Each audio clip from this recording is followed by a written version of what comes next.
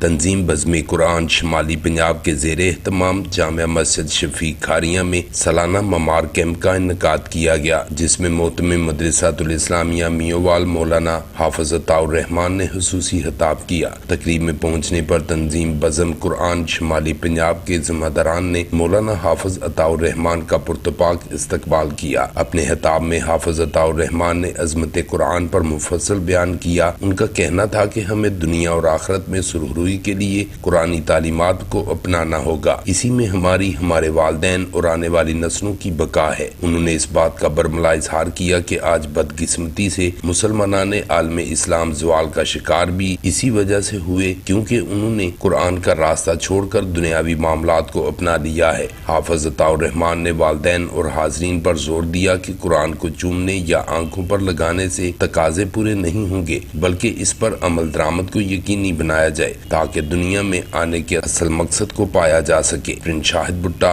BB1 news, Jalalpur जट्टा।